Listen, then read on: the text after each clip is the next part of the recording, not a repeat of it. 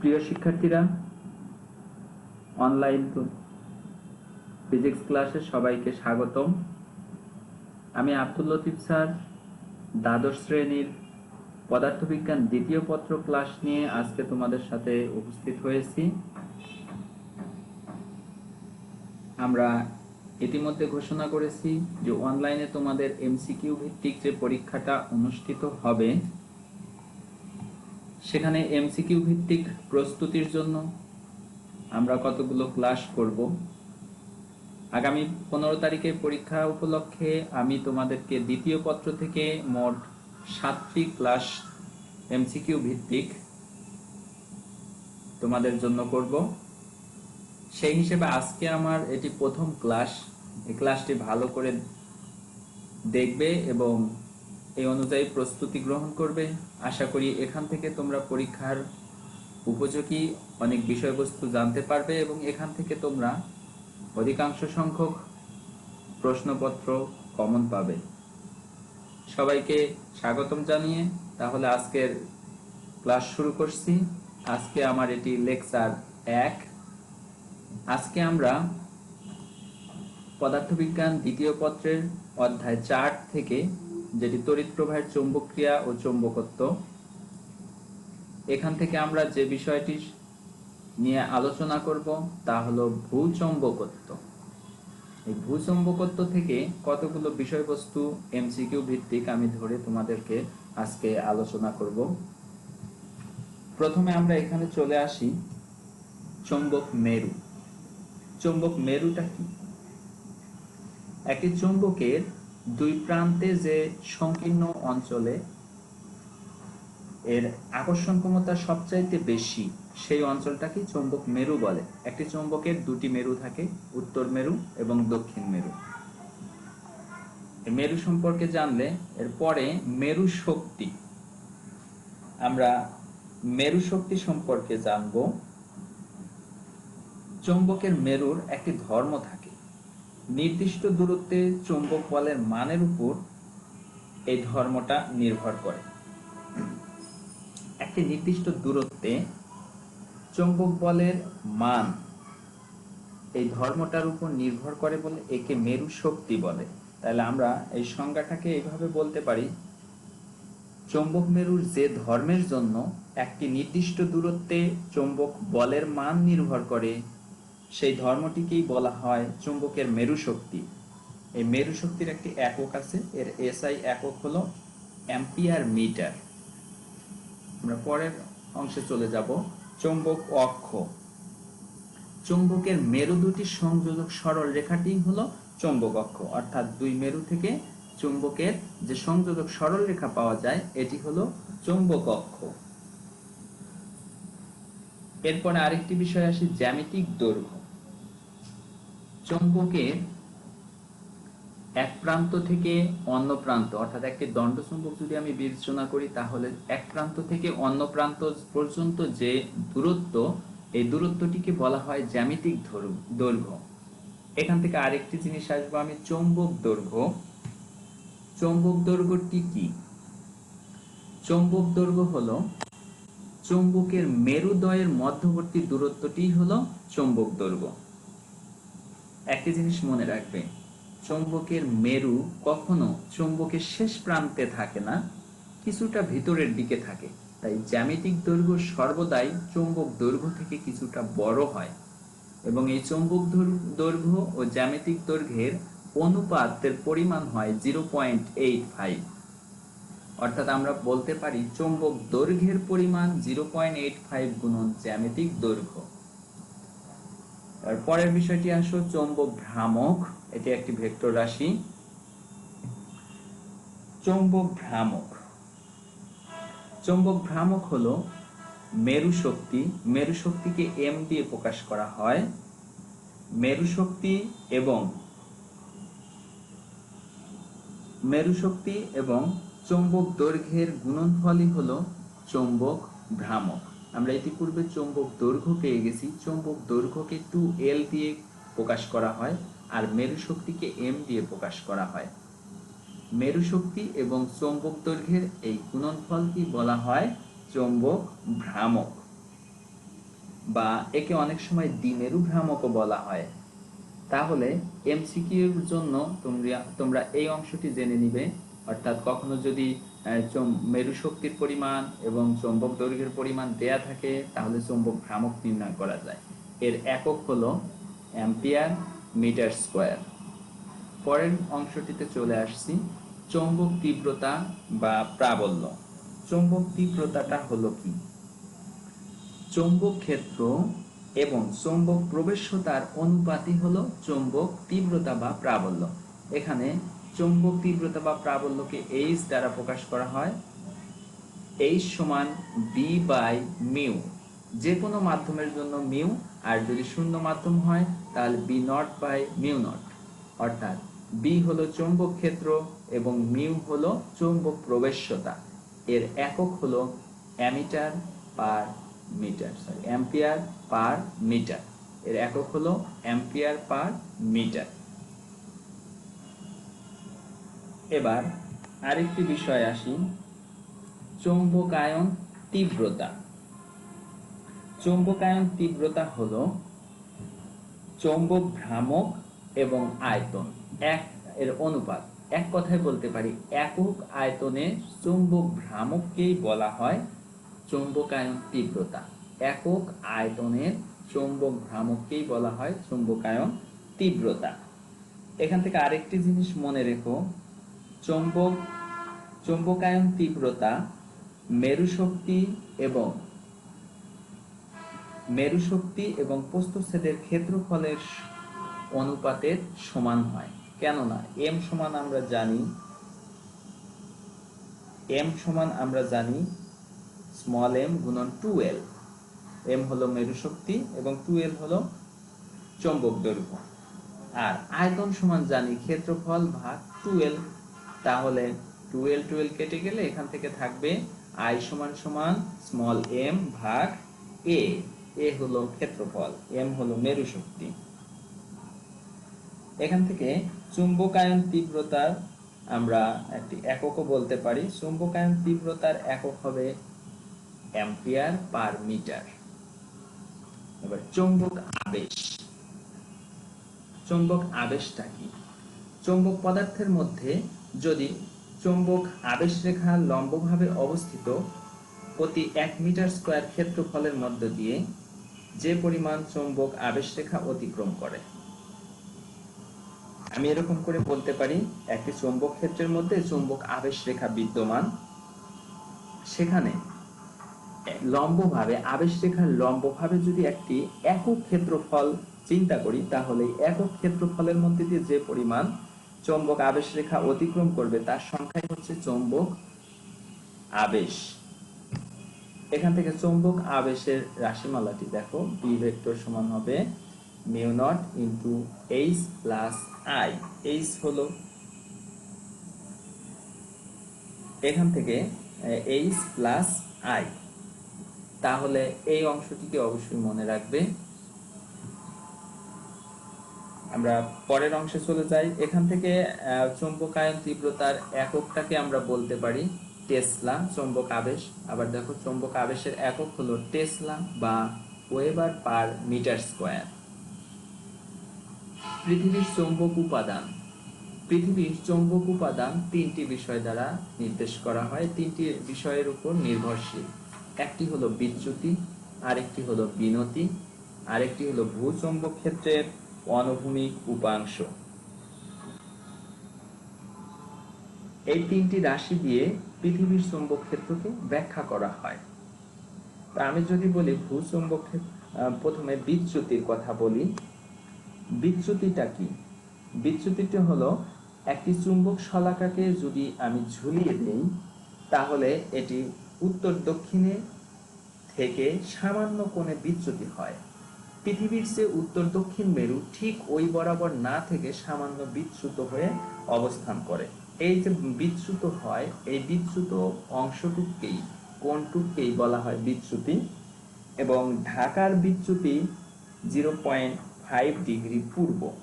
এর মানে হলো যে একটি চুম্বক শলাকাকে যদি ঝুলিয়ে দেওয়া হয় মুক্তভাবে তাহলে ভৌগোলিক উত্তর দক্ষিণের সাথে 0.5 ডিগ্রি কোণ করে এটি অবস্থান করে, অর্থাৎ শলাকার উত্তর মেরু ভৌগোলিক পূর্ব পাশে থাকে, অর্থাৎ শলাকাটার উত্তর মেরু কিছুটা পৃথিবীর সোজা উত্তর দক্ষিণ মেরু থেকে কিছুটা পূর্ব পাশে অবস্থান করে। এবার যদি বিনতি বলি, বিনতি হলো একটি চুম্বক শলাকাকে যদি আমরা মুক্তভাবে রেখে দেই, ঝুলিয়ে দেই, তাহলে চুম্বক শলাকার একটি প্রান্ত কিছুটা নিচের দিকে হেলে থাকে।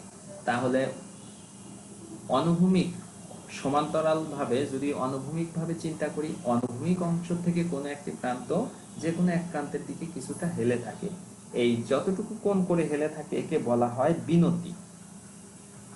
ঢাকায় আমরা এই বিনতিটা পাই হলো 31 ডিগ্রি নর্থ, মানে একটি চুম্বক শলাকাকে মুক্তভাবে ঝুলিয়ে দিলে এটি অনুভূমিক তল থেকে 31 ডিগ্রি কোণে উত্তর মেরুটা নিচের দিকে কিছুটা হেলে থাকবে। আর ভূচুম্বক ক্ষেত্রের অনুভূমিক উপাংশ, এখানে ভূচুম্বক ক্ষেত্রের দুটি উপাংশ থাকবে, অর্থাৎ এই যে চুম্বক শলাকার উত্তর মেরুটা, চুম্বক শলাকার উত্তর মেরুটা বিনতির কারণে কিছুটা নিচের দিকে হেলে থাকে, এর ফলে দুটি উপাংশ সৃষ্টি হয় চুম্বক ক্ষেত্রের। একটি হলো অনুভূমিক উপাংশ যার মান H সমান B cos ডেল্টা, ডেল্টা হলো এই বিনতি কোণ যেটা অনুভূমিক তলের সাথে ডেল্টা কোণে হেলে থাকে, নিচের দিকে হেলে থাকে। আরেকটি হলো ভূচুম্বক ক্ষেত্রের উল্লম্ব উপাংশ, যেটি আমরা ভি দিয়ে প্রকাশ করি, ভি সমান বি সাইন থিটা। আর এই দুটি উপাংশ যুক্ত করলে আমরা মোট ভূচুম্বক ক্ষেত্রের চৌম্বক ক্ষেত্র পরিমাণ পাই বি সমান √H² প্লাস ভি স্কোয়ার। এখানে স্কোয়ার করলে H² হবে প্লাস ভি স্কোয়ার হবে। উভয় পক্ষকে স্কোয়ার করে যদি যুক্ত করি তাহলে আমরা এই রাশিটা পেয়ে যাই। এবার কতগুলো চৌম্বক পদার্থ নিয়ে আলোচনা করব। চৌম্বক পদার্থ বিভিন্ন রকম হয়ে থাকে। এখানে আমি কয়েকটি চৌম্বক পদার্থের নাম বলছি। একটি হলো ডায়াচৌম্বক, আরেকটি হলো প্যারাচৌম্বক, একটি ফেরোচৌম্বক, আরেকটি অ্যান্টি ফেরোচৌম্বক ও ফেরিচৌম্বক। এই কয়েকটি ভাগে শ্রেণী বিভাগ করা যায় চৌম্বক ক্ষেত্রকে। ডায়াচৌম্বক পদার্থগুলো কোনগুলো? যে চৌম্বক পদার্থগুলোকে চৌম্বক ক্ষেত্রে যদি আমরা স্থাপন করি তাহলে চৌম্বকায়ন ক্ষেত্রের বিপরীত দিকে কিছুটা চুম্বকত্ব লাভ করে, খুবই সামান্য পরিমাণ চুম্বকত্ব লাভ করে। এই ধরনের পদার্থগুলোকে ডায়াচুম্বক বলে। অর্থাৎ যে পদার্থগুলোকে চুম্বক ক্ষেত্রে রাখলে সামান্য চুম্বকত্ব লাভ করে এদেরকে ডায়াচুম্বক পদার্থ বলে। এরপরে আসি প্যারাচুম্বক পদার্থ।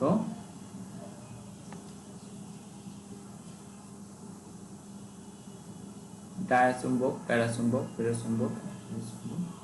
এবার আসি ডায়াচুম্বক পদার্থ। তো বললাম এই ডায়াচুম্বক পদার্থের কতগুলো উদাহরণ আমরা এখান থেকে পড়তে পারি।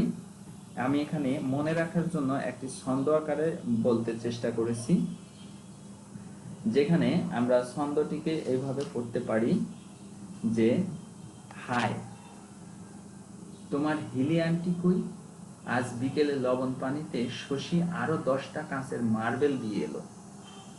হায়, এখানে হায়তে আমরা বুঝবো হাইড্রোজেন, তোমার থেকে বুঝবো তামা, হিলি থেকে বুঝবো হিলিয়াম, আন্টি থেকে বুঝবো অ্যান্টিমনি, কই থেকে বুঝবো কপার। আজ বিকেলে, আজতে বুঝবো এজি অর্থাৎ সিলভার, বিকেলেতে বুঝবো বিসমাথ বিআই, লবণ এটি লবণই থাকবে, পানিতে মানে পানি, শশী এখানে দুটি অংশ ভাগ করে নিতে হবে, শোতে সোনা, শীতে সীসা, সোনা এবং সীসা, আরোতে আর্গন, 10টা এখান থেকে আমরা একটু বলবো দস্তা বা যেটাকে বলি জিঙ্ক, কাঁচতে কাঁচ, মার্বেলতে মার্বেল, আর এটি একটু মনে রেখো দিয়ে শব্দতে কিছু নেই, এলোতে অ্যালকোহল। এই কয়টি পদার্থ হলো ডায়াচুম্বক পদার্থ। তাহলে আমি আরেকবার বলছি, হাইড্রোজেন, তামা, হিলিয়াম, অ্যান্টিমনি, কপার, এরপরে সিলভার, এরপরে বিসমাথ, এরপরে লবণ, পানি, সোনা, সীসা, আর্গন, দস্তা, কাঁচ, মার্বেল এবং অ্যালকোহল। এগুলো হলো ডায়াচুম্বক পদার্থের উদাহরণ। এমসিকিউর জন্য উদাহরণগুলো পড়বে। এবার আমরা আসি প্যারাচুম্বক পদার্থ। প্যারাচুম্বক পদার্থ কাকে বলে?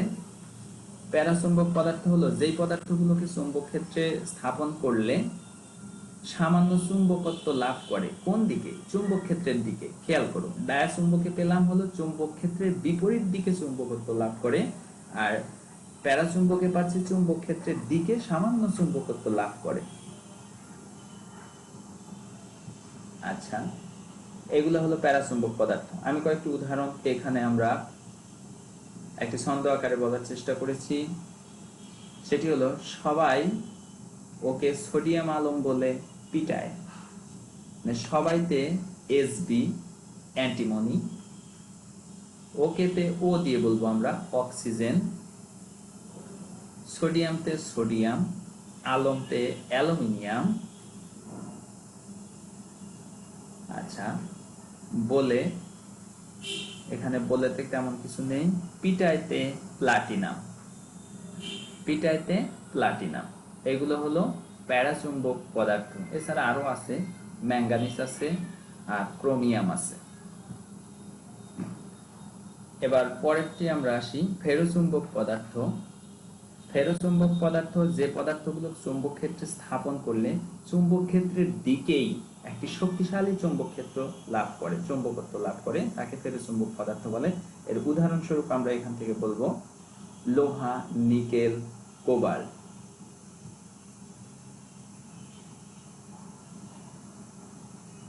এর পরের অংশটি আসি অ্যান্টিফেরোচুম্বক। অ্যান্টিফেরোচুম্বক হলো, এগুলো পরমাণু স্পিনের জন্য সমান্তরালে যদি সজ্জিত হয় তখন একটি গ্লাসের জন্য একটি চুম্বকত্ব লাভ করে। এটিকে আমরা বলি হলো অ্যান্টিফেরোচুম্বক। আচ্ছা, এর কিছু উদাহরণ হলো ম্যাঙ্গানিজ অক্সাইড। আরেকটি আছে ফেরিচুম্বক পদার্থ।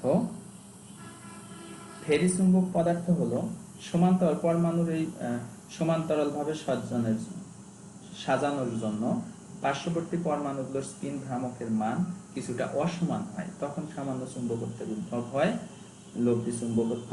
এটাকে বলা হয় ফেরিচুম্বক পদার্থ। এর একটি উদাহরণ হলো ফেরাইট, Fe3O4, এটাকে ফেরাইট বলে।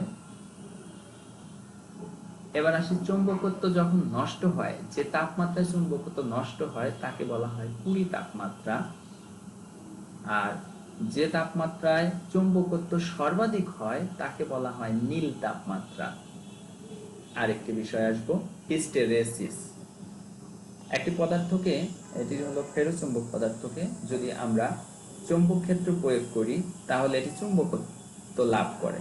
এই জন্য চুম্বক ক্ষেত্র প্রয়োগ করে যদি ফেরোচুম্বক পদার্থকে চুম্বকিত করি, অতঃপর চুম্বকিত করার পর যদি আমরা প্রয়োগকৃত চুম্বক ক্ষেত্রকে সরিয়ে নেই, অপসারণ করি, তাহলে এই ফেরোচুম্বক পদার্থটি আগের মতো চুম্বকত্ব থেকে বিচুম্বকিত অর্থাৎ চুম্বকত্ব হারিয়ে ফেলার জন্য অনীহা প্রকাশ করে, অর্থাৎ সে সহজে চুম্বকত্ব হারাতে চায় না। এক কথায়, ফেরোচুম্বককে যদি চুম্বক পরিণত করি এবং চুম্বক ক্ষেত্র অপসারণ করে একে যদি আবার বিচুম্বকিত করতে চাই তাহলে এটি আর হতে চায় না। এই হতে না চাওয়াটাকেই বলা হয় হিস্টেরেসিস। তো এই বিষয়গুলো নিয়ে আলোচনা ছিল। তোমরা তোমাদের পাঠ্য বই থেকে এই বিষয়গুলোর উপর আরো ভালো করে পড়বে, বইয়ের ভিতর দিয়ে। আশা করি এই বিষয়গুলোর থেকে তোমরা গুরুত্বপূর্ণ কিছু এমসিকিউ প্রশ্ন পাবে। আমি আবারও বলি, বারবার পাঠ্য বইটিকে ভালোভাবে পড়বে, আন্ডারলাইন করবে। তো এ পর্যন্তই। পরবর্তীতে আরেকটি বিষয় নিয়ে তোমাদের সামনে চলে আসব অনলাইন ক্লাসে। সবাইকে স্বাগত জানাচ্ছি, ধন্যবাদ জানাচ্ছি। সবাইকে ধন্যবাদ জানিয়ে আজকের মতো এখানেই শেষ করছি। সবাই ভালো থাকবে, সুস্থ থাকবে। আল্লাহ হাফেজ।